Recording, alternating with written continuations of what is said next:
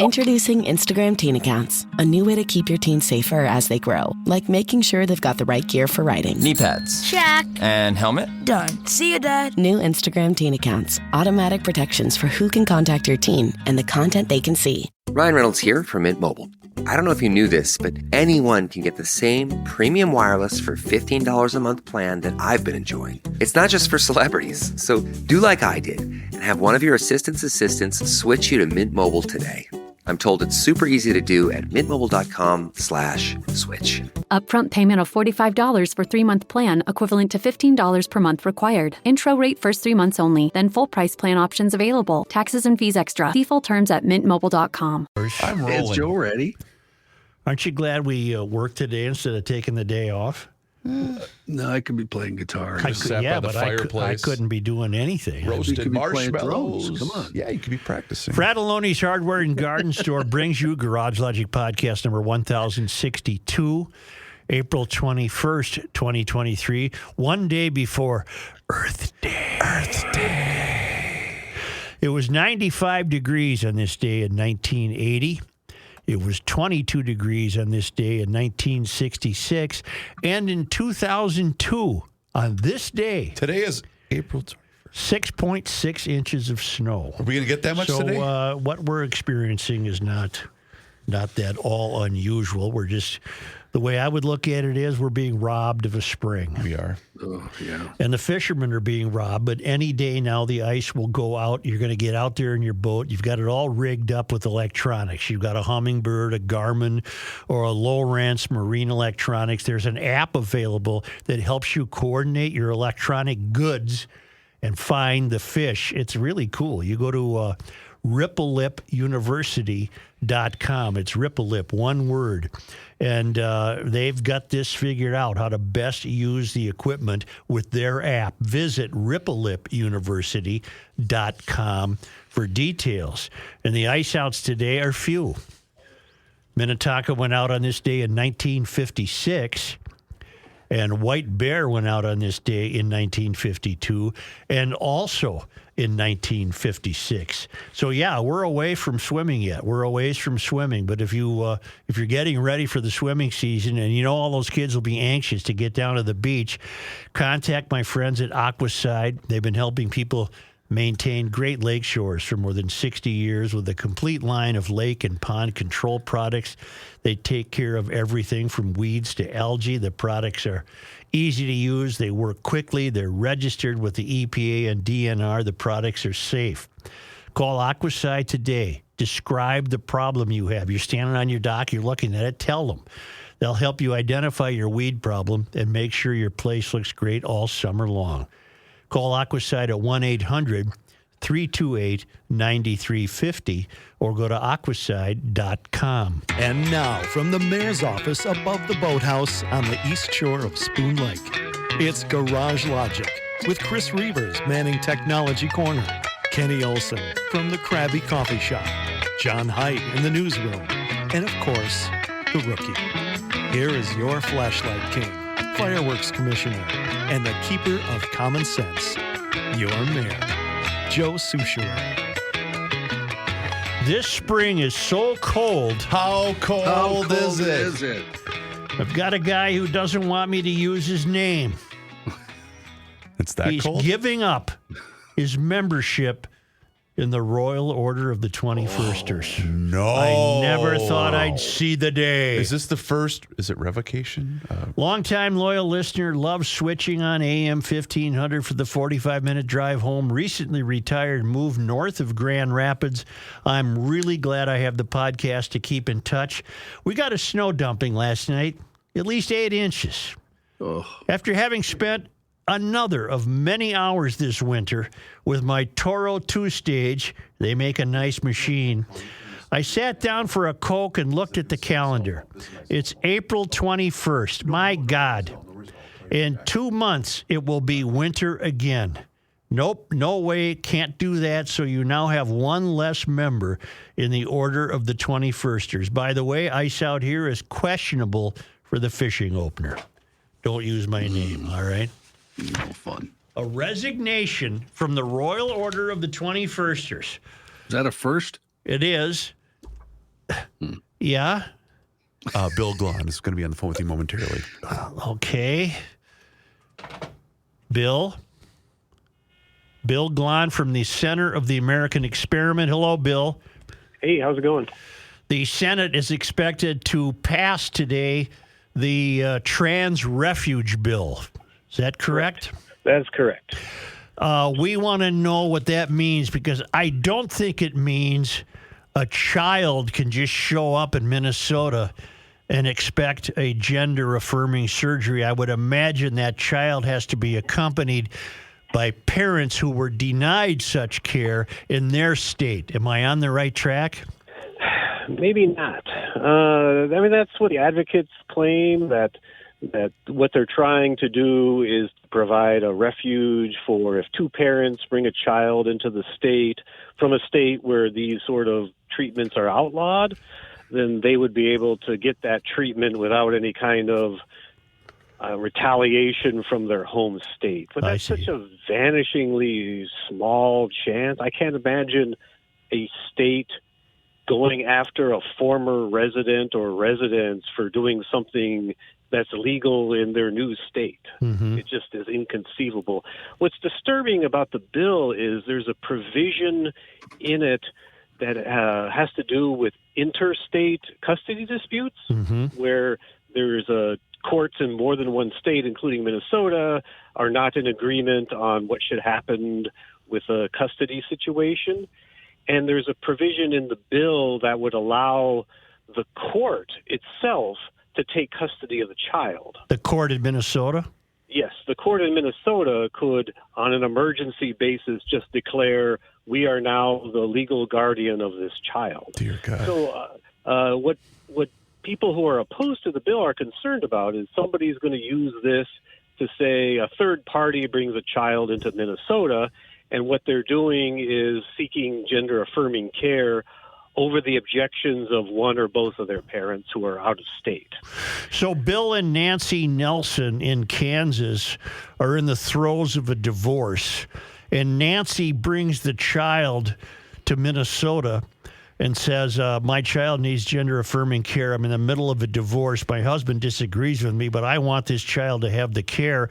Could the court take that child?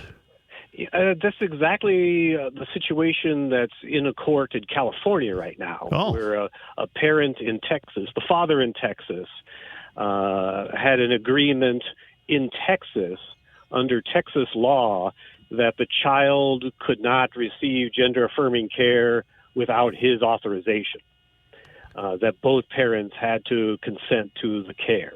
Mm-hmm. And the mother took the child and moved to California, where this sort of care is legal, and she's been trying to get a court in California to overrule the Texas court that granted the father a veto right over this. So that's exactly the scenario that seems to be in play. And if I'm correct, it's the same language as in the California statute. Mm-hmm. So your scenario of, and I don't know if Kansas is the right example. Whatever. Florida, North Dakota. North Dakota outlaws this sort of care. If a parent brings a child across the border into Moorhead and wants to seek such care, and the parent back in North Dakota, there is a provision in state law in the bill, and the bill makes it clear that if there's doubt, if there's uncertainty, that they're to weigh in on the side of the parent and the child seeking the gender-affirming care, to put their thumb on the scale. That's what the bill says. So there's a lot of virtue signaling in the bill where we're saying, hey, we believe in trans rights and we want to make sure that everybody understands that we're welcoming, et cetera, with provisions that aren't going to have any legal force or ever come into play. But this provision that would allow a court in a interstate custody dispute to take custody of the child seems to be exactly designed for a situation where an out-of-state parent or perhaps both parents object to their child receiving gender-affirming care. And let's be clear, that includes sex change surgeries, hormone treatments. It goes way, way beyond just pronouns and affirming therapy. It's medical involved stuff with permanent effects. And this provision about the court taking emergency custody is very troubling. And I know there are people who think it's beyond just the out-of-state. There are people who think this is going to be used in instances where everyone is a resident of Minnesota and one or both parents object to the care, and this provision will be used for that. I don't know. I'm not a lawyer, but it's very concerning. Well, we have not descended so far into hell that a 15-year-old girl in North Dakota can't show up here on her own with a cardboard suitcase and say, I want gender care. I wish I could say you're wrong, but I can't. This bill is very poorly constructed. Again, I'm not a lawyer, but I read it and I'm confused what it means. I'm confused how broad it is. Advocates say, oh, you've got to be a lawyer to understand this, but there are activist judges throughout the state of Minnesota who knows what use they're going to make of this. And everybody says, well, you need parental assent to do medical interventions on a child. Everybody says that. But if a court says, I have custody of this child, or I'm overruling an out-of-state court, it seems to me a doctor or a hospital would say, oh, I have no choice. It's a court order. So, I wish to say this is all virtue signaling and it's not going to, and parental rights are safe, but I don't know. I think a close reading of the actual language of the bill would give people who are concerned about parental rights, people who are concerned about unaccompanied minors, a lot of pause. And again, at every step of this, debate's been cut off and questions haven't been answered, but they're plowing ahead because they have the 34 votes to get it to the governor today. Bill, it's happening right now. It's literally as we speak, it's happening at the Capitol. The bill will presumably pass the Senate at any moment, and then it becomes law in Minnesota. It's already passed the House. Correct. Mm-hmm. Bill, I have a question for you. This is John. How would an unaccompanied minor ever become a ward of the court or whatever? You know what I mean? The provision of law that they're amending in House File 146 deals with a situation where a child has been abandoned. So you have a situation where somehow a child the parents brought this child to Minnesota from some other state, left the child behind, and left the state. I don't even know why this is needed in statute, but it must have happened at some point because that's what the statute allows a judge to assume custody of an abandoned child. The second provision of this law would be in the case of what you were saying before. You have a runaway teen who comes to Minnesota escaping an abusive situation where they've been subject to violence or child abuse, and they would go and petition a court to say, hey, take custody of me because my situation that I left in this other state was violent and or abusive. So again, this must have happened at some point. That's why it's in state statute. And what they're doing is adding a third instance in which a judge could take custody of a minor child who's been abandoned by their parents, a minor child who has been the subject of abuse, neglect, or violence by their parents, or a minor child who is seeking gender-affirming care but has been unable to obtain it in their home state. That's what we're adding to the statute, that third situation. What if you have two loving, interested, engaged parents who say to their son or daughter, look, sweetheart, let's think this through. Let's give it more time. We'll try to work through this every way we can. Short of reassignment, a surgery, for example, but let's really take our time here and work this out. I wonder what's to stop that kid from claiming, they're not acknowledging my desires, therefore I'm going to Minnesota. Right, and that's what this provision in House File 146 does. It equates a child who is seeking, and it's all from the view of the child, it seeks a child who is seeking gender-affirming care but is unable to obtain it is now statutory equivalent of a child who has been abandoned by its parents, who has been the subject of abuse, neglect, and violence from their parents. It's making, if you don't consent to gender-affirming care, the courts in Minnesota will say you have, in effect, abandoned your child.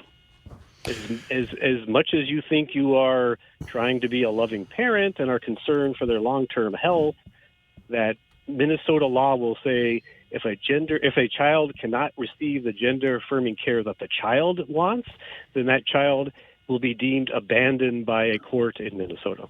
Bill, one of the reasons that I really don't have an issue thinking that this is exactly what the plan is here is a couple of weeks ago we had in studio Representative O'Neill and her fiance here, and of all of the things that have been passed in the first 4 months of the complete DFL takeover of this state, I flat out asked, what's the end game here?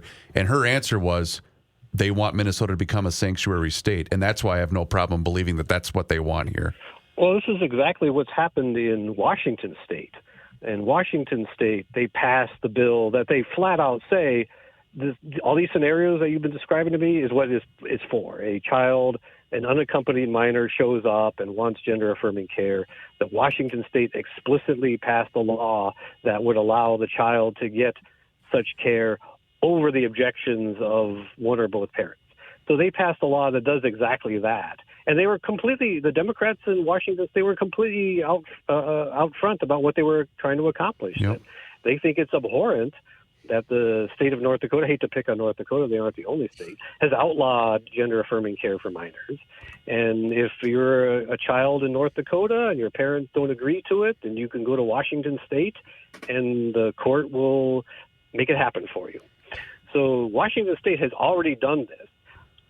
I would agree that this is the end game for Minnesota, and maybe it's going to take more than just this step that they're taking right now on the floor of the Senate.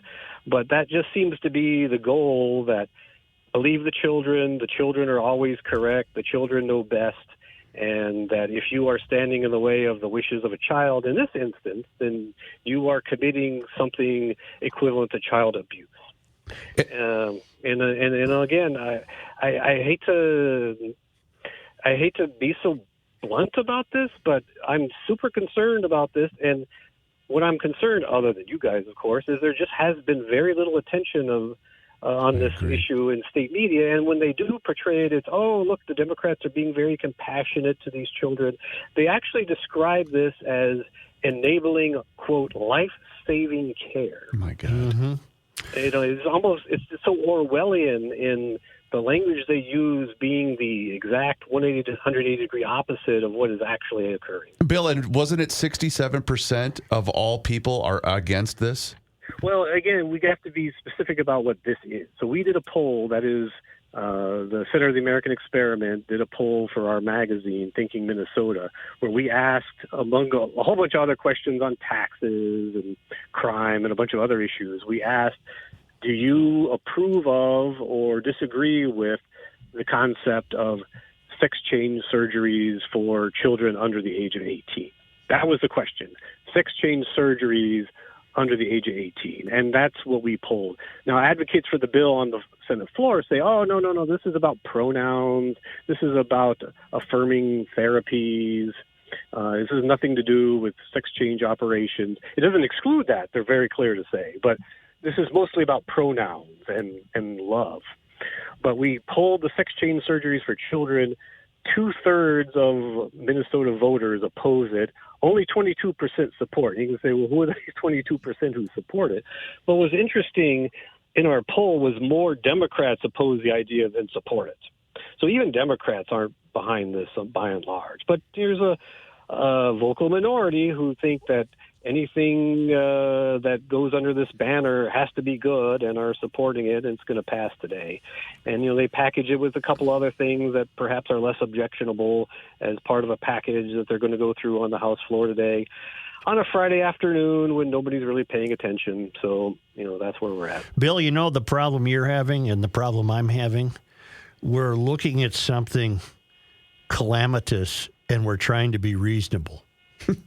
Well, I suppose, but again, it's just frustrating that I can see I can see the forest for the trees, and I've been, sounding the alarm. And I know you guys listen, and lots of other people listen. But when I'm on local media, it's all about love and compassion and believe the children. And I just see the future full of horror stories of this could have easily been prevented, but we were caught up in a mania.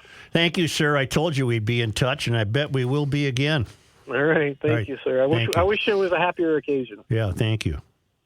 Bye.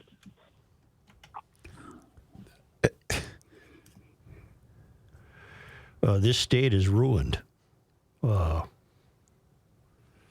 not denying that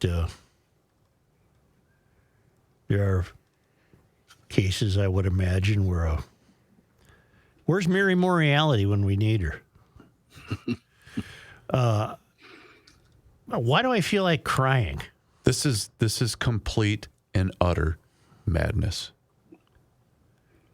This is complete and utter madness that we are experiencing right now.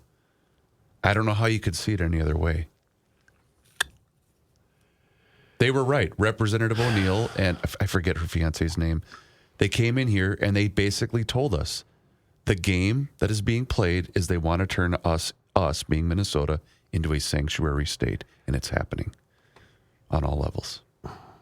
This is a sad day. Sorry. Well, people can be gay, and people can, absolutely, and people can have doubts about their. Here's why you want to cry. The kid at that age, and I have an 11-year-old. They're confused. They don't know what's going on. They're vulnerable. Mm-hmm. They're impressionable. I don't want these types of legislators involved in the lives of my children. I don't either. That's my job. The Senate author, among others, is Erin May Quaid, Apple Valley Democrat. She's married to a gal, and they've got a kid, and she's a community activist and worked for Keith Ellison. I'm just tired of this. This is the playbook. We are governed by activists. In this case, DFLers. And I don't understand I don't understand this. I don't understand this. I don't understand what they're after. I desperately am trying to be reasonable, and I was telling you guys off air, I don't think this means a kid could just come over here and say, let's attack my Johnson for me. I'm not getting that at home. I got to have this happen. I want to desperately believe that's not the case, but it may very well be the case. Well, what did he say? Well, it's already happened in Washington. If the court takes custody of the child and the court issues an order, then what's the doctor supposed to do? I suppose he could defy the order at great risk for his career. Do you think there's more cases of families on the other side of the spectrum who want gender affirming care, and the kid, and they all, mom and dad and the kid are all on the same page, et cetera, then I don't see any cases where a kid's going to run away and run to Minnesota and say, please take control of me so I can get a sex change. No, but that can happen because all they'd have to do is show up with an adult. True. Well, okay. I agree. It could. Aunt Martha might weigh in and say, I'll take you, Billy. It'd be extraordinarily rare, I would think. I think it's going to be, yeah. No problem with that being taken out of the bill. I mean, that's, he's right. That's why is it in there? It's dumb. I guess the reason, John, I have such a problem with this is I look at what's happened the first, nearly 4 full months of this administration, some of the most radical legislation being passed since December. And I just don't believe whatever their intentions are going to be beneficial to Minnesota long term. I guess that's the way I look at it. I think the state is being ruined. It's being ruined financially. It's being ruined culturally. It's no argument with you on that one. It's being ruined. The state is being ruined, and there's really no strong media presence in Minnesota. The He said it, yeah. It's basically what, the center and us that are. Well, you said NPR had a story on this, John? They actually all covered it originally when it was in the other legislative body. That's back in February when it was that the House. In March. End of March. Right, yeah. March 20th. End of March, KSTP, Star Tribune, NPR. Everybody covered it. And I'm sure everybody will cover the aftermath. The one encouraging thing, though, and I can't remember, John, if you were part of this conversation pre-show, there are a lot of Democrats on the House floor right now that are opposed to this. And I know Bill mentioned that, but I know I saw a video of Nicole Mitchell, who used to do weather downstairs. She was very much against this. And there was a few other DFLers who were against. Well, it's still going to pass. Right. You want to take a time out, Brad? I do. Okay.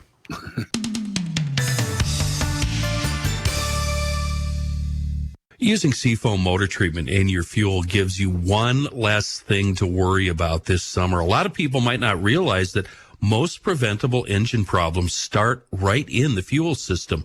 Seafoam cleans harmful gum and varnish from the entire fuel system.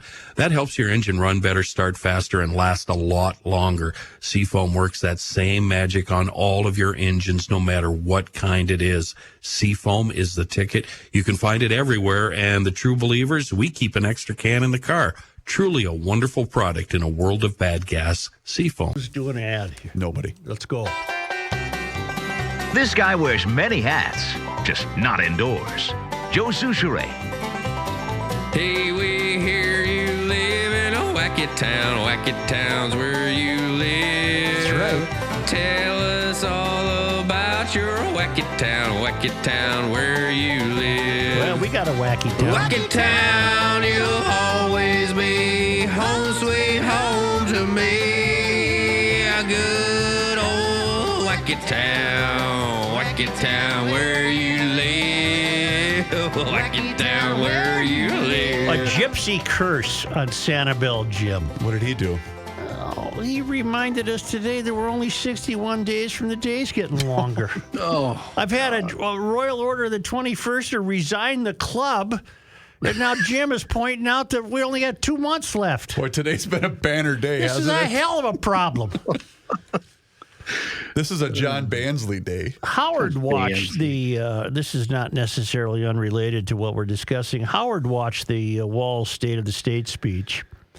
Wow. And he said, I took a picture of my TV screen during the 10 p.m. news as they were relating the story of the Wall's speech. I was flabbergasted at what I was seeing. In 3-line items, Walls has a singular goal, and that is to manage the outcome of our children. Line item 1, access to abortion. In other words, he wants to ensure we can kill the kids that need killing. The only positive thing I can think of is that statistically, the majority of birth people who might consider abortion might likely be regressives. In so doing, they are exterminating themselves out of existence. Granted, it's a long game, but I'll take my wins where I can.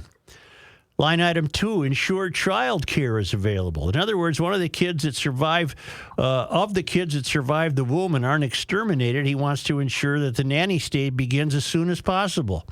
It's not just child care because the programs will come with cultural, societal, and governmental strings.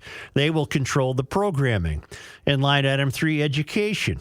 In other words, once the child care programs that were put in place for children are complete, the indoctrination must continue to completion and carried out through the entire educational cycle. Diabolical, stupid, and short-sighted. I've never seen one party so committed to cultural devastation. Nor have I. And that's what it is. Complete cultural devastation in this state. This state is ruined. It's not getting ruined. It's not out there in the future. It's ruined right now by some really, really bad actors who have no business being legislators or governors, but they are. You elected them. This is what you get. But we always talk about... This guy wears many hats, just not indoors. I didn't mean to hit Joe that. Souchere. Hey, how are you? The problem, too, is, we always talk about the ebbs, the flows, the swings back and forth, the Calcutta Clipper. It's... do you guys see it swinging back the other way? Because I don't. No. And if it does, the The carnage that's left behind. The remedial work will be incalculable. The remedial work will be overwhelming.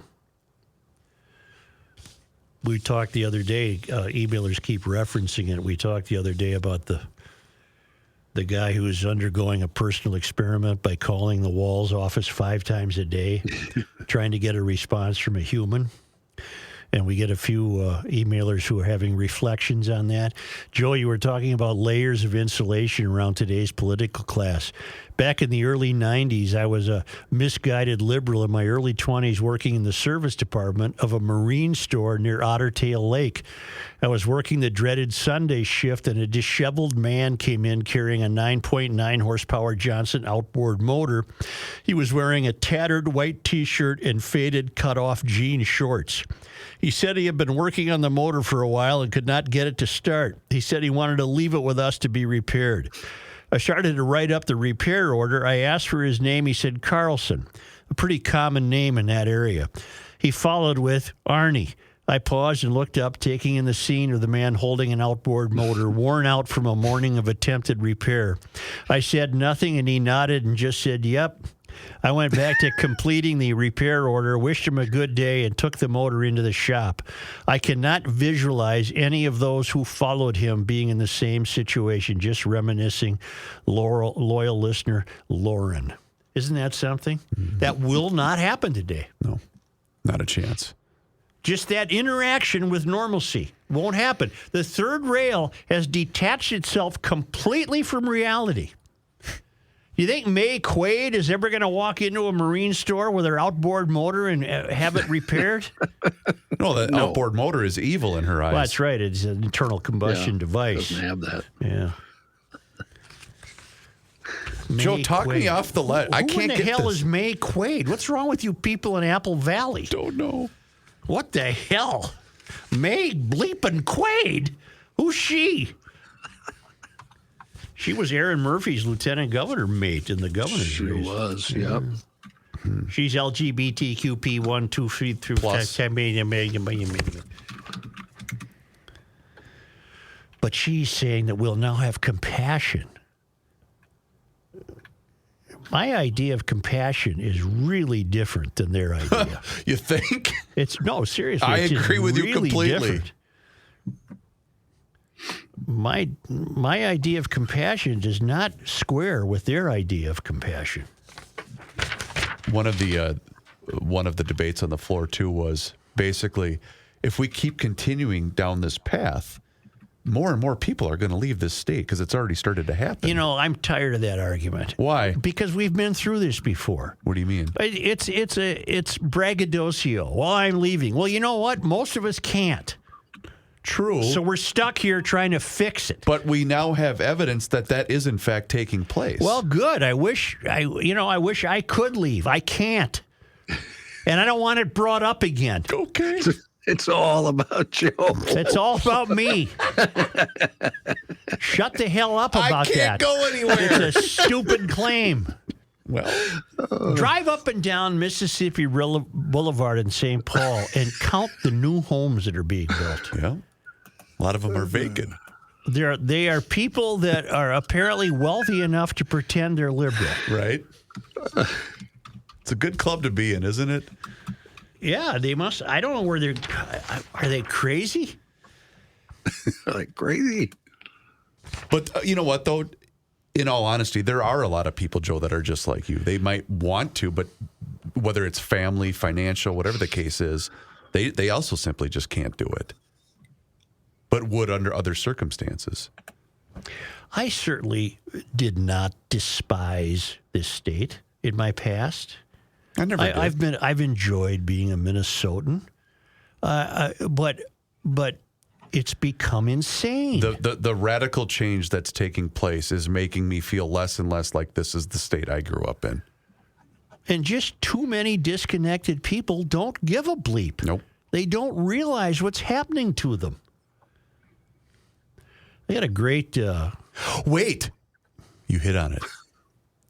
Maybe that's what Walls is doing. He's driving everybody to Nebraska, his home state. That his home state? That's where he was born, wasn't he? I don't know. Nebraska. I don't know. I don't care. Okay, sorry. Let's turn to our atheist friend, Rob. We used to hear from him more frequently, but he's got some words of wisdom here. Greetings, Joe and the gang, your atheist friend from up John's Way. Oh. I haven't written you guys in a while, so I thought I would send a note alerting you to a terrible revelation I've had to accept. As an atheist, it has always been my hope that as we evolve as a country, we would shake off the shackles of religion and simply move into an era of new enlightenment, knowledge, and a drive to do what's right and good for each other for the simple sake of being kind people. No heavenly reward, no threat of brimstone, just being good people because we should. We would behave better as we became enlightened. Well, boys, that ain't happening. With our move away from spirituality, this is coming to you from an atheist. With our move away from spirituality, we seem to have discovered new gods to worship. The new Catholicism is climate change. The new Protestant faith is gender identity. And the new Islam is equity, CRT, and equality. I really hope the Jews sit this one out because I can't take much more. We are devolving into self-obsessed, violent cult members who seem to think reality is whatever we make it, regardless of facts and other people's views. We are behaving worse than I can ever remember and seem to have shattered our moral compasses. Joe, I used to be able to debate the big guy in the sky with folks over a beer, and we would still be friends afterwards. Nowadays, if I call someone with a better beard than me a man by mistake, I might get shot or at least canceled. For your listeners' reference, I'm not what you might envision an atheist might be. I'm a gun-toting, bearded, truck-loving hillbilly who wears a cowboy hat more often than not. That's for Kenny. I spend a lot of time in the garage and on the service road of life, and these days those walks seem to be longer. Sadly, Joe, I have to admit my realization and my confession. I am an atheist, longing for a return to traditional religion. We were better people then.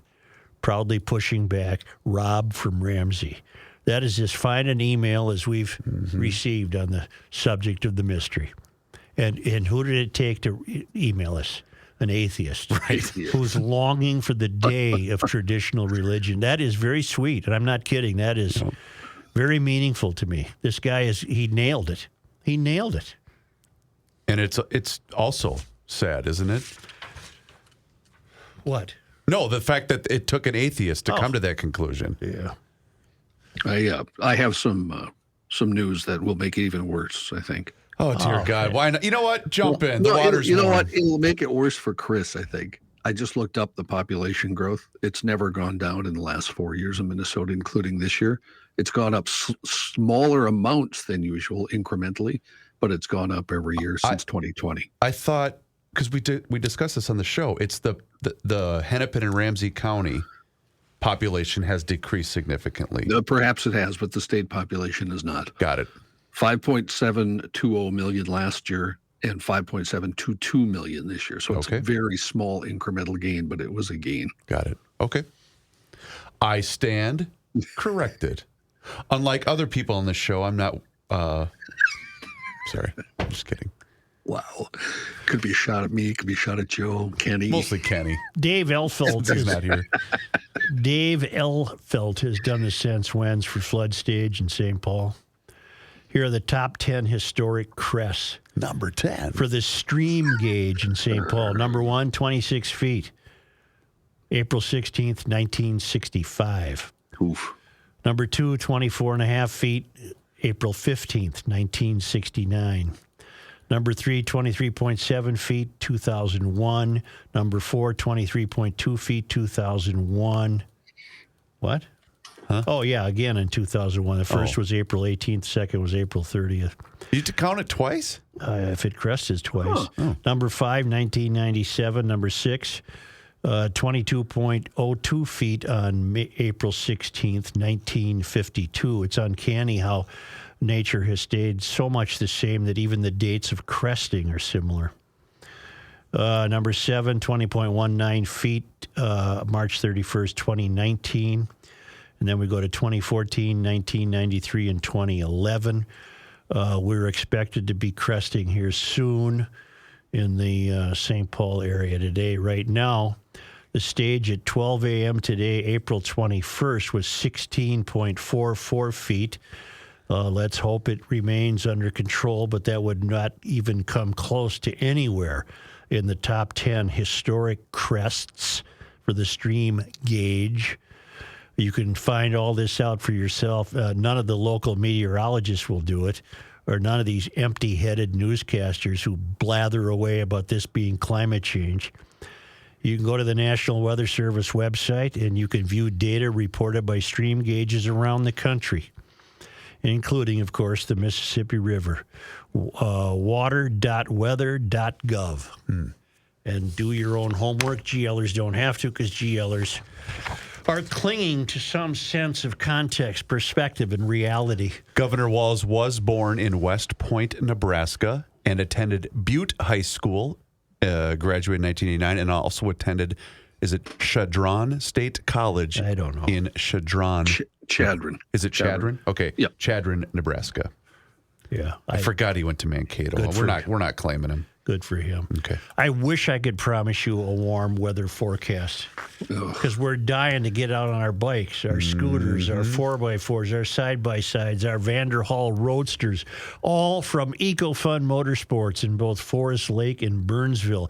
Well, the longer the weather stays foul, the longer the spring sale exists. There you go. Look at it that way for a positive. Go. Silver lining. All colors and sizes of scooters in stock for the spring sale. Beat the man at that pump. These scooters turn urban errands into adventures. 120 miles per gallon. $300 off the price of Yamaha Zuma 125 fuel-injected scooter. Save $2,000 on the most popular Yamaha RMAX 1000 side-by-sides. Those Vanderhall Roadsters need to be seen to be appreciated. Think of a Morgan. Think of a Morgan, a modern Morgan, and you might have an idea what they look like. They're fantastic. 195 horsepower, 4-cylinder turbocharged. They're street legal. And did I say electric bikes? Because they're your go-to place for electric bikes. And Kayla Bloom is an expert. She'll help you get the right fit and the right bike that fits you best for all your riding needs. It's EcoFun Motorsports on Highway 97, just west of Interstate 35 in Forest Lake, and down in Burnsville on the Service Road of Life near County Road 42, EcoFunMotorsports.com.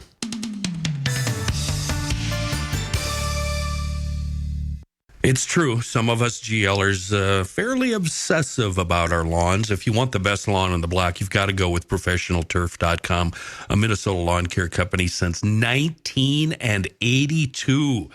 ProTurf has service techs with over 20 years of, I almost said 70, 20 years of experience that have been servicing the same route. So they get to know your lawn. When I lived in South Minneapolis, I got to tell you, my lawn was ProTurf's problem, but ProTurf has this really cool toot sweet policy, meaning if you see something janky on your lawn in the middle of the season, get a hold of them and they'll be out toot sweet and they'll take care of that. They'll rectify it for you. That's what they do.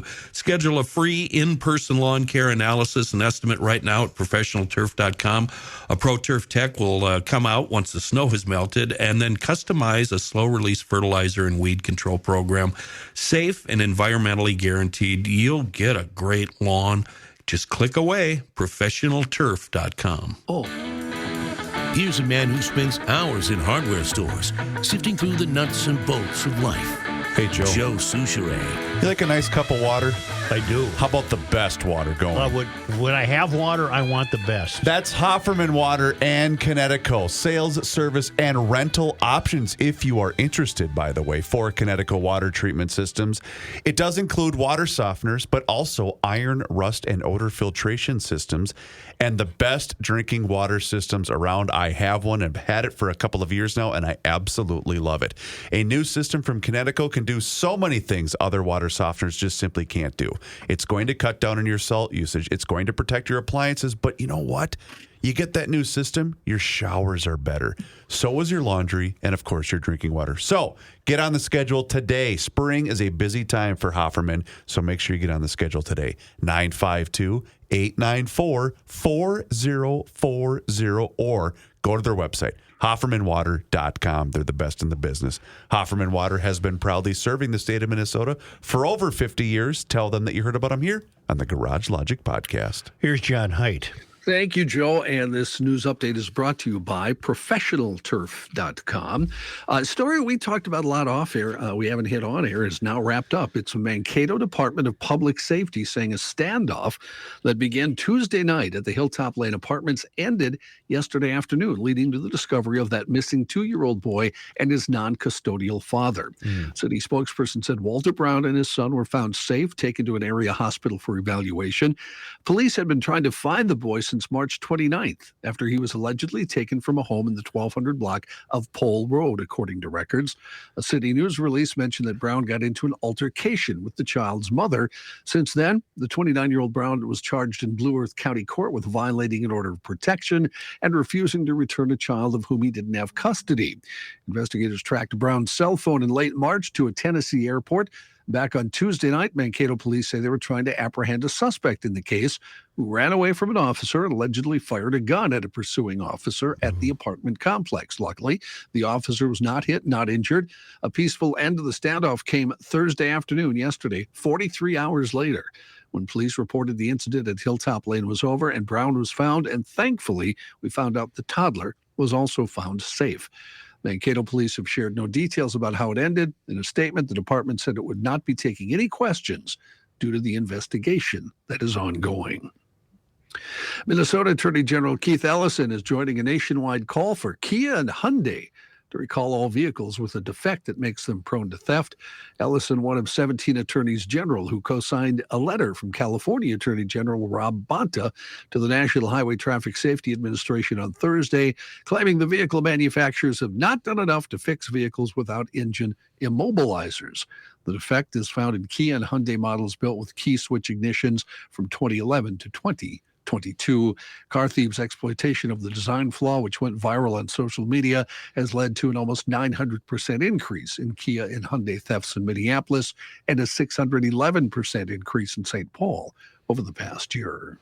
I'm just glad the state of Minnesota is now reminding me via the television to remember to take my keys, because otherwise I would have forgot. Right, I would have just left them right there on the dashboard. Yeah.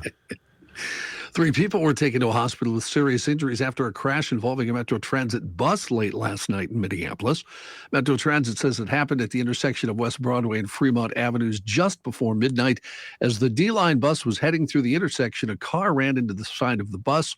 The driver and 2 other people in the car were taken to a hospital for treatment of serious injuries. Metro Transit police are investigating. The wife of the Pope County deputy who was fatally shot after responding to a domestic call last weekend has shared a statement for the first time since his death. Deputy Josh Owen was killed after Brian Nygaard opened fire when law enforcement tried to arrest him. Another deputy was also injured. Nygaard was killed at the scene. Thursday, Owen's cousin Josh Palmatier read a statement from Owen's wife Shannon. She thanked the public and law enforcement for the outpouring of love and concern. She also expressed anger about her husband being taken away from his family. Meanwhile, Alpha News reporting she has told Governor Walz he's not welcome at her husband's funeral. Deputy Owen's wife Shannon confirming to Alpha News that when Governor Walz called to offer his condolences, she told him not to show up on Saturday because, quote, he does not support law enforcement. Funeral services for Owen will be Saturday at the Minnewaska Area High School in Glenwood at 10:30 in the morning. Well, see, here again, I'm going to make an attempt to be reasonable. Okay. I'm going to make the presumption that when the woman took the governor's call, Mrs. What's her? I'm sorry. Owens. When Mrs. Owens took the call, I'm sure that she received the governor's condolences in good faith, but then apparently said, don't bother coming to the funeral. I think he could have gone to the funeral and had been very reverent to the occasion and sensitive. And, for her kid's sake, it might have been a big deal to have him honored by the state in that fashion. I can understand her concerns, but I just, and she's grieving and... But she probably also just didn't want it to become political theater, right? Yeah, I guess. I don't know. St. Cloud State University will phase out 6 majors and cut 3 dozen jobs in the wake of a looming $18.3 million deficit projected. Oh, wait. So is that how that works, John? You're not the U of M and you just ask for more and more money? You actually make financial decisions based upon enrollment? Apparently. Shocking. Well, The isn't majors- St. Cloud part of the UM system? Right, but they're actually doing something responsible, not what the U of M is doing with their handout. The majors to be phased out are philosophy, theater, nuclear medicine technology, real estate, and insurance at the undergraduate level, as well as marriage and family therapy at the graduate level. Students currently enrolled in those majors, the number of which ranges from 1 student in insurance to 30 in real estate, will be able to finish their degree programs, but the suspension of the majors will allow the university to reallocate resources into programs with higher demand and dig out of the deficit, according to St. Cloud State President Robin Wacker, who announced the budget cuts Wednesday. I think the only one they should have canceled was the preserve was the nuclear medicine one. Yeah, why not? Because you might actually get a real job. Well, real estate too. Well, go you can get a course from a cereal box on real estate. Wow. To all our real estate agents. Wow. You know what I mean, real estate peoples. Concert announcements. We have a few now because we've skipped them all week long, so I'm going to catch up now. We had some comments on this one during our off-air portion of the show yesterday, right after it was announced. Pearl Jam returning to St. Paul for the first time in more than 8 years when they headlined. Did we talk about this the other day? Off-air, maybe. Off-air. Yeah, we taled off-air, Chris. I pulled a rookie.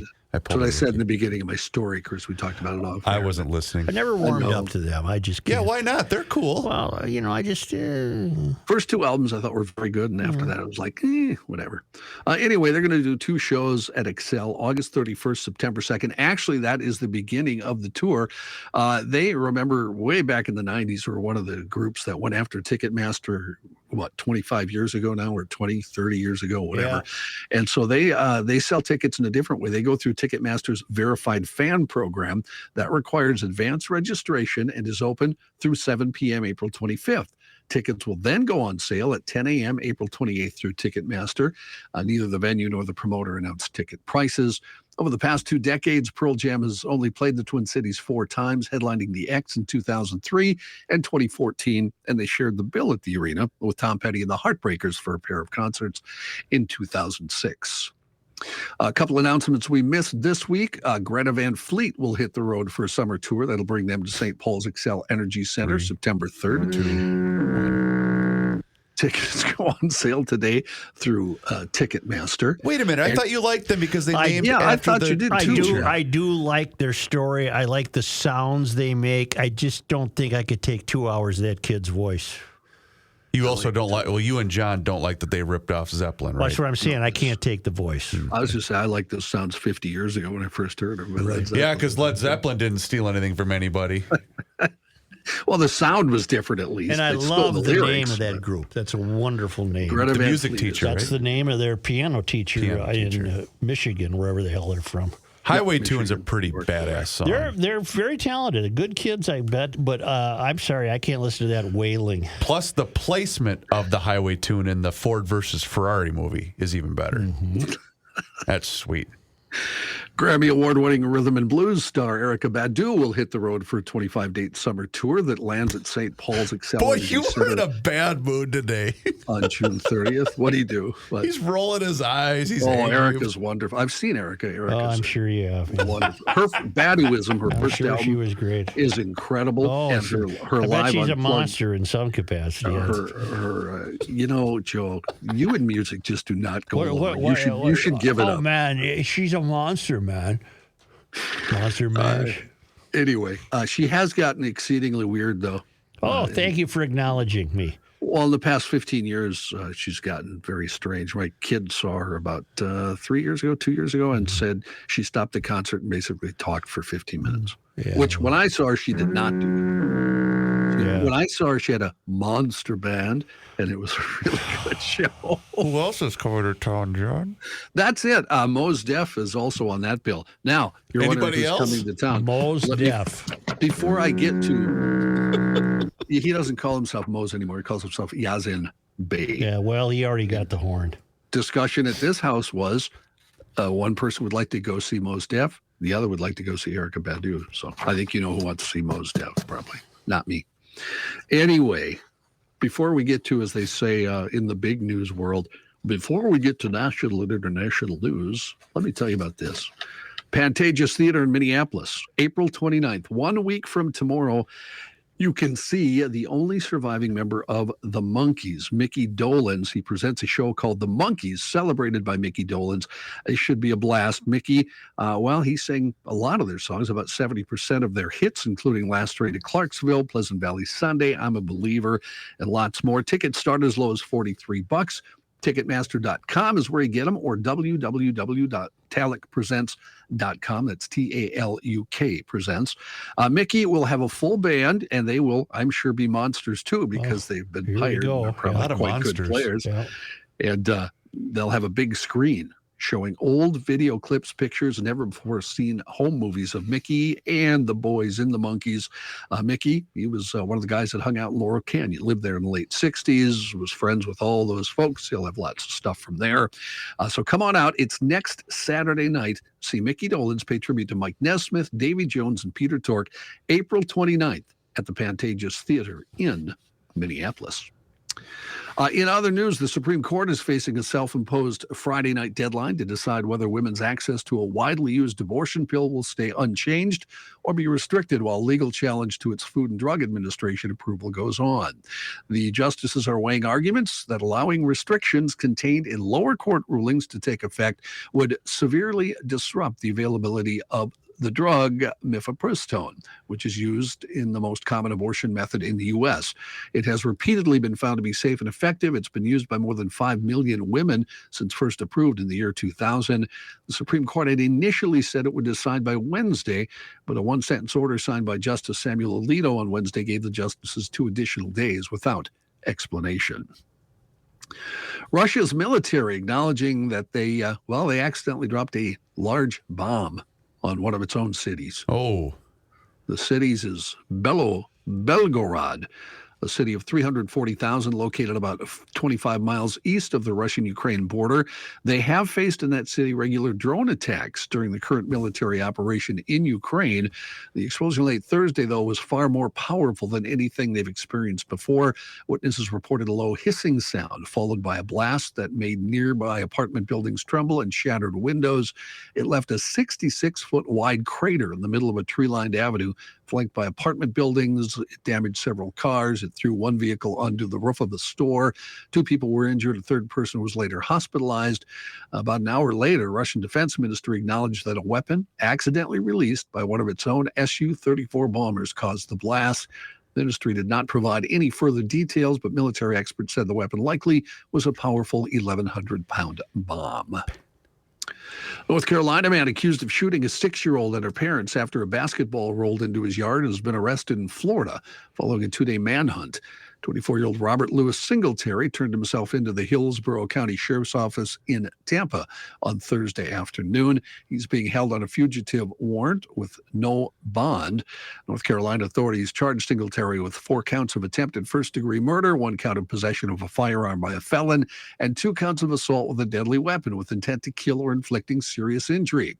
Gaston County District Attorney Travis Page is vowing to hold Singletary accountable, telling a local TV station, quote, "We'll be damn sure to be loud and clear when the case goes to court." Singletary does have a criminal history. He was convicted in 2017 of felonious assault with a deadly weapon with intent to kill or inflicting serious injuries, released from prison on parole in September 2020. Then in December 2022, he was charged with assaulting his girlfriend with a mini sledgehammer, making her clean up the evidence before she could leave. He was released on a $250,000 bond that same month. Yes, sir. Johnny, we're going to pause and go get Patrick. Okay. For sports. Tri-State Bobcat in Burnsville, Little Canada, and Hudson has the best sale prices of the year on a couple of amazing Toro snowblowers. The big spring sale is on the Toro single-stage Power Clear snowblower and the Power Max two-stage snowblower, and you won't find a better deal than right now. And whether you opt for the single-stage Power Clear or the two-stage Power Max, you'll look forward to the next snowfall with these amazing Toro snowblowers. Tri-State Bobcat is in Burnsville, Little Canada, and Hudson, and on the web, tristatebobcat.com. K&L Surplus and Ammo is your one-stop shop for all firearms-related products for over 25 years. Why? K&L Surplus and Ammo offers one of the widest selection of firearms in the region. The big box stores say they do too, but that usually means they have a lot of inventory, not a wide selection. K&L has a broad selection of different calibers, is veteran-owned, and offers first responder and veteran discounts. K&L is also committed to safety and a licensed FFL retailer. Find out for yourself why K&L Surplus and Ammo has been the choice of gun owners for over 25 years. KNLGunstore.com. Patient. No, of course not. Trying to hear the song.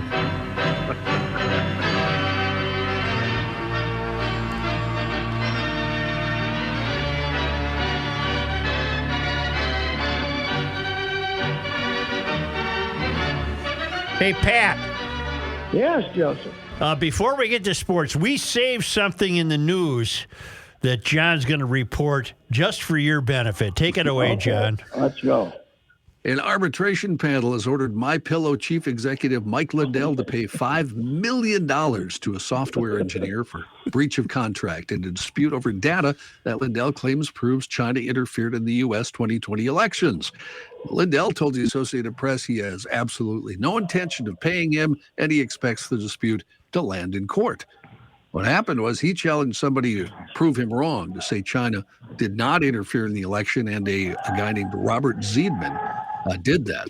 He entered the challenge with a 15-page report concluding that China did not, and now they will not pay him the $5 million. So he took it to the arbitrator, who said Lindell must pay the $5 million. Yes, I saw that. Are you at the zoo? A Trump voter, by the way, a two-time Trump voter that wants the $5 million. I'm not surprised. No, yep. I am right outside in a hallway of McCarthy Gymnasium at St. Thomas because I'm watching some reprobates play noon basketball. So I was over here to see a few of these crazy old cahoots play basketball. So is it too loud for us here or not? Oh, you're all right. Okay, because they're dribbling here because I gotta keep this door semi-open, otherwise I can't get back in. Patrick, are you going to be one of the 8 people in attendance tonight for that Twins ball game? No, I'm going to the Wolves, yeah. And I'm not wearing anything white. I'm not wearing a white T-shirt, so even though I have plenty of white T-shirts, but I might stop over and watch a couple of innings before the basketball game starts. Hell, 5 innings before the basketball game starts because it's 7:10. I don't know. I think the Twins would be fine, but who's going to go out in this weather? It's ridiculous. By the way, this whole 10-game homestand is going to be crap, right? Weather, basically. Yep. I don't see a promise of warm weather at the 10-day mark. No. So they got the Yankees here next week, and they'd like to draw some people, and they're going to be I'm sure they'd like to not play the game today, but the weather's going to be worse tomorrow. So. Right. Patrick, you're going to not go to the Wild, who are going to take a 2-1 lead tonight in the series. Yes, they could, but here's the deal. Yep. Chip Scoggins, our columnist, the other guy doing a game tonight, lives in Woodbury, and I live in Golden Valley. So I chose the Target Center, and he chose the XL Energy. Well, kind of a geographical thing. Kind of a geographical decision. It's not because I have the hots to watch the Timberwolves. But here's the other thing, Joe. Mm-hmm. If a basketball game goes into overtime, there's a good chance you're going to get a result in the next 10 minutes, right? Right. With hockey, it could be tomorrow or the next day. Yes. That happened in Game 1. I have great fear of hockey overtimes. Mm-hmm. I want, and I think I can get you on board on this, I'll give you a 20-minute overtime. Yep. But we're willing to pay 3-on-3 all year and count it in the standings. Once we get to that second overtime, 3-on-3, baby. Let's go. Second overtime in the playoffs, 3-on-3. I'm not ready to commit to that yet, but look how quickly and easily I came on board with the pitch clock. Yes, it is. Yes, it is. The pitch clock yesterday, the Twins were reduced to, they had a pitcher almost lose a leg to a line drive. So he was down for a while. And then they had to end up giving up 11 runs, and I think am I right? Was it 237 or something? The game. Pat, Detroit and Cleveland played a doubleheader earlier this week in 4 hours. Start to finish? Yes. 4:14. 4:14. Wow. What a country. What? We had a big staff meeting at the Star Tribune a couple of days ago for the sports staff. Everybody was there. And at the end, I leapt to my feet and said, 3 cheers for the pitch clock, everybody. Yeah. Let's go. Hooray, hooray, we might have staff meetings at our paper, but I don't know where that is. And, you might not have need as big a room. Right. Where do they have the annual Pioneer Press potluck? Where do you guys usually have that? They don't have one. Don't have one. As far as you know. We still have a little kumbaya here and there, I guess. Yeah, they don't even have a Pioneer Press Christmas party that you can't tell them you got a thing and you can't attend. Right. I'm anxious to say I can't be there, and nobody ever invites me. Yeah, that's happened. Why are the Wild stuck at this 8:30 time? I suppose the West is always going to be subservient to the East, huh? And let's get truthful here, Joe. It's 8:45, right? Okay, 8:45. Yeah. We got to do all the foreplay here too. Yeah. But I think in hockey they don't wait for the other one to end.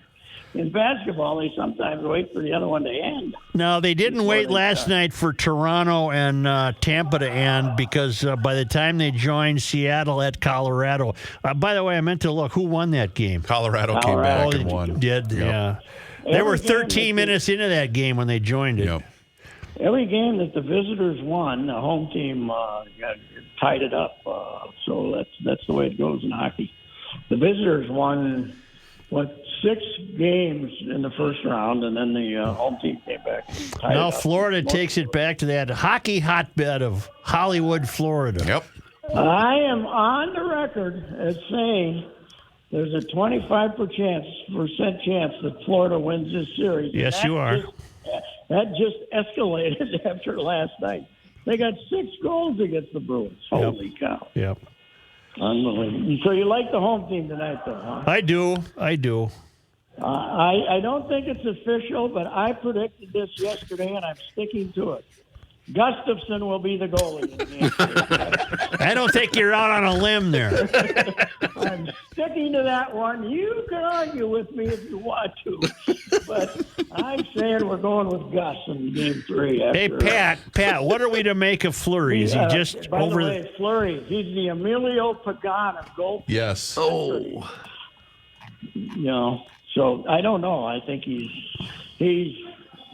can be hot once in a while, but I'm sitting him I'm not looking at him again in the series. I don't agree. think. I don't think 7 in a mere 31 shots. That's bad. Yeah. And of course, Emerson says, "Oh no, it wasn't his fault." Yes, it was. Just because they're hard stops doesn't mean you can't make a couple of them, right? Well, I think Dean was being charitable. Oh yes, he was. Yeah. Yes, he was. So hey, how about my idea? You guys know Bocelli, don't you? Andrea Bocelli, the opera guy, greatest tenor living and alive, the blind guy. Yeah, he's fantastic. The wife and I went and see him in Milwaukee 2 years ago. I paid $400 a ticket. I know. We've heard about this 15 times. Bud's memorial service, noon, May 21st, Saturday. Bocelli singing that night at Target Center. Oh. We get the Wills throw $100,000 in the Andrea Bocelli Foundation, which does all these good works. Yep. And we get Andrea to go over there and belt up a couple to wind up the service. What do you think? Wouldn't that be fun to hear Bocelli sing the Vikings pep song? Skol Vikings. Skol Vikings. Skol Vikings. he could hit some high notes, and then maybe I'll tell you that. Let's do that. You know, we failed in every attempt we've ever done to bring. We wanted Dylan to do the All-Star game. We failed miserably. Yeah. Well, I mean, the guy's in town. He's going to get in here like Friday. Well, I got news for you. Dylan was in town. Didn't make any difference. So this guy's not in iconoclast, though. This guy's out and about. Patrick, help me. I know that the Bud thing is open to the public. Is this going to be almost like a draft party where guys are going to be in Viking jerseys and the concession stands are going to be open? Yes. I don't think it's going to be real reverence. I think it's going to be. They'll probably try to sell beer and make a buck off it, knowing the Vikings. So anyway, the final Bud Grant garage sale live at U.S. Bank Stadium. Yes, that's right. That is right. That'll be $25, ma'am. Yeah. Well, you have fun tonight. My mother, who's dying of cancer, love you, Bud. Can I get your autograph? Yeah, that'll be $25. But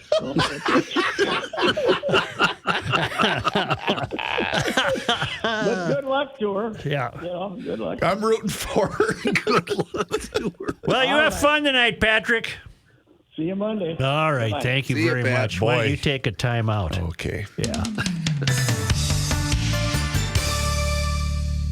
Hey guys, feel like it's harder to get in shape and stay in shape? Well, our new sponsor, Nugenix Total T, is offering a complimentary bottle when you text 231-231 and enter the keyword garage. Hey, I get it. You get older and your body changes. And I got tired of personally having the dad bod. If you're feeling a little less like your old self, you don't have to. You don't have as much time to work out anymore, but you want that energy and you want the body you once had. Well, that's when I discovered Nugenix Total T and I felt revived, working out like I used to. If you want more energy to counter the negative physical effects of aging, Nugenix Total T Testosterone Booster with Testofen is going to help you turn back the clock. It's going to re-energize your workouts, and you will get better results at the gym, and it's going to help you look and feel like the man that you really want to be. Now, here's the difference. Nugenix Total T contains man-boosting key ingredients like Testofen. It has been validated in 5 clinical studies shown to boost free testosterone levels in men. While every product professes quality,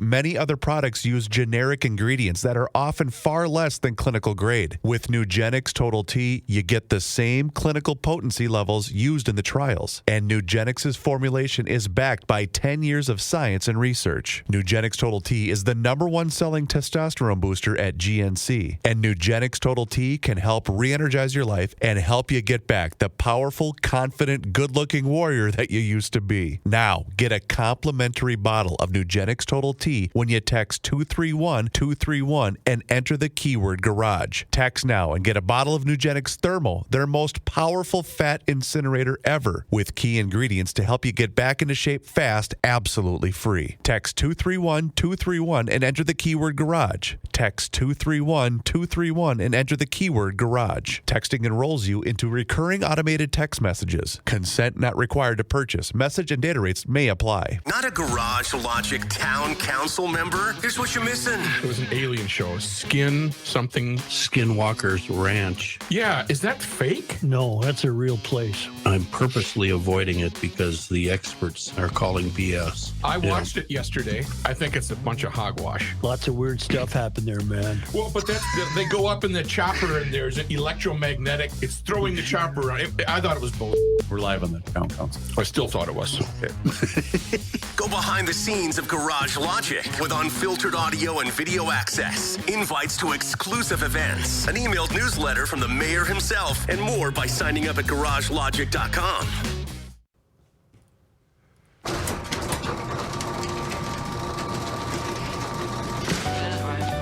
Finally, thank God today is Friday. TGTI Friday.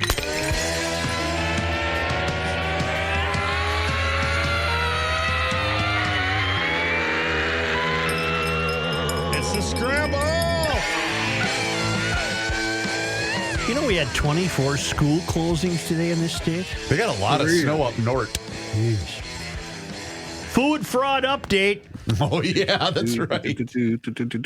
A warrant has been issued for one of the defendants charged in the Feeding Our Future case after he failed to show up for a hearing.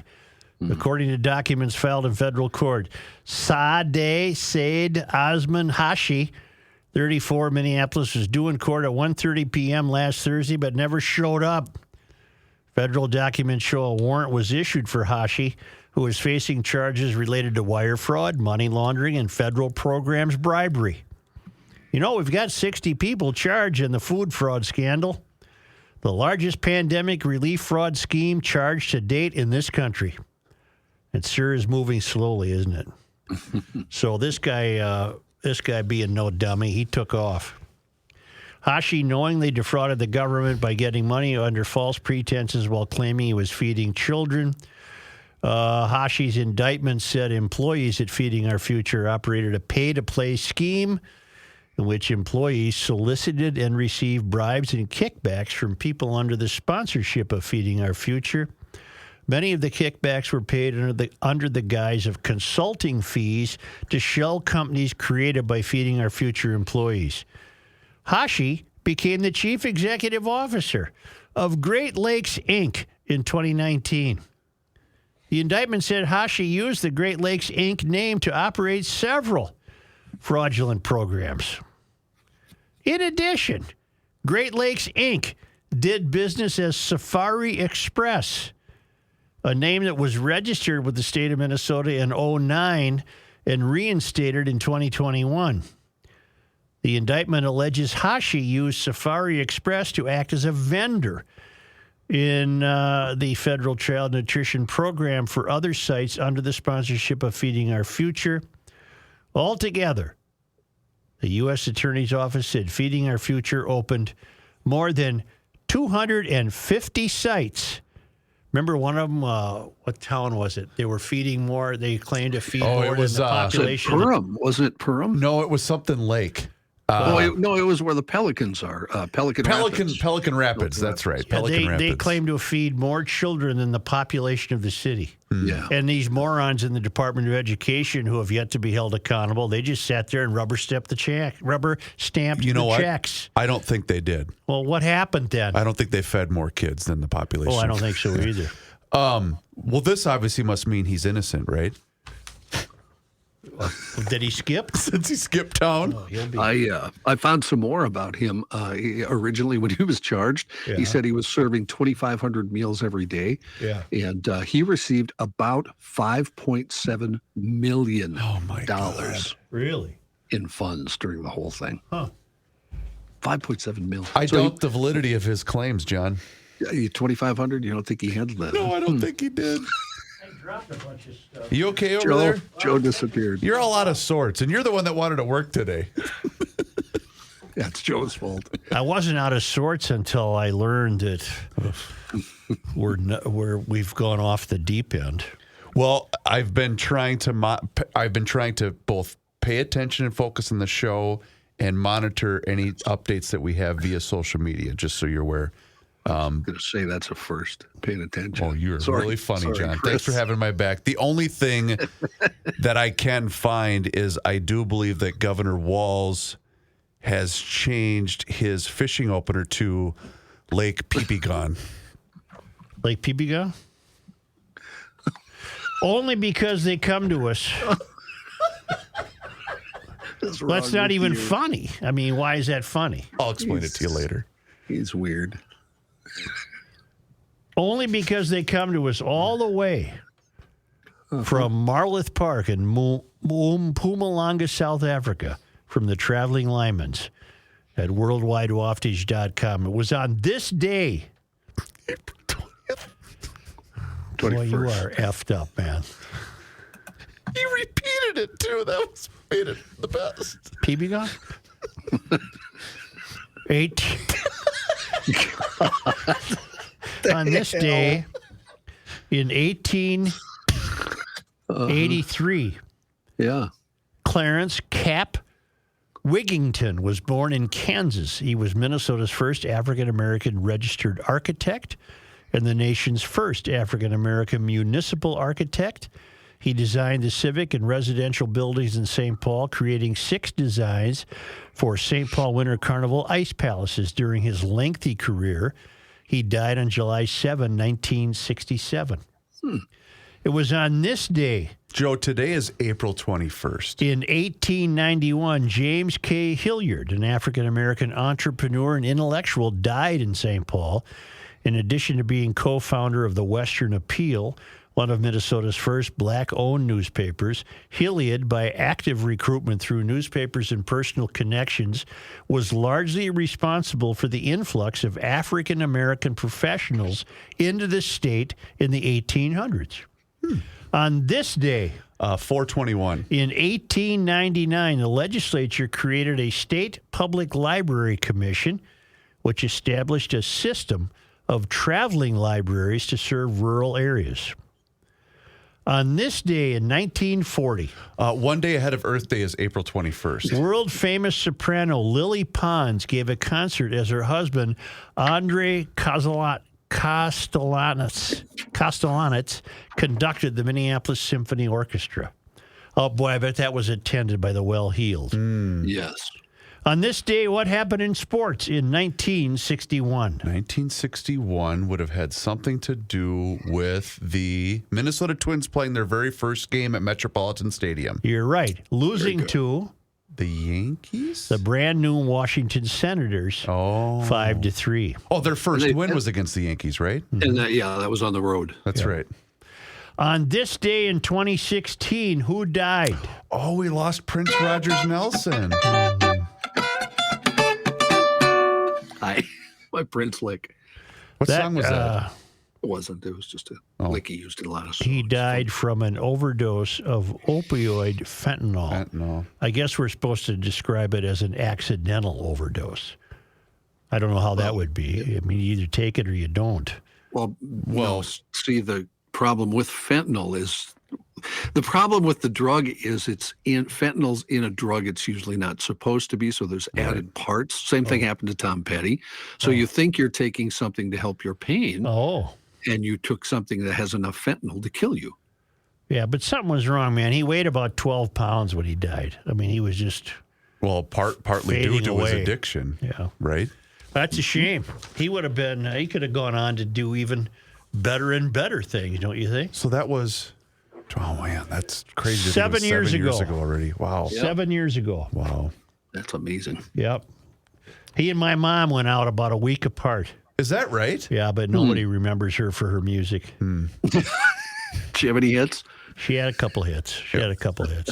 Say, GLers. Hang in there. Yeah, I mean, we're nuts, man. The state is not much anymore. It used to be a hell of a place. This used to be one hell of a state. This used to be one hell of a country. Hey, have a good weekend. Well, other than that, on that note, why don't we all just go to hell? Right. See you later. GLers, do us a favor. After you finish that trip to hell, go to the Garage Logic YouTube channel, because there we are posting daily content for your amusement. You can follow us on all of our social media channels, which include Facebook, Twitter, and Instagram. And if you haven't done so yet, join the Garage Logic Town Council. $10 a month or $100 a year. You get incredible behind-the-scenes footage, audio, everything. It's there for you. And you can also give the gift of Garage Logic via the Town Council. Find out more at garagelogic.com. And right now, if you sign up, that's right, you get a Fratelloni's $10 hardware and garden center gift card. We'll see you on Monday.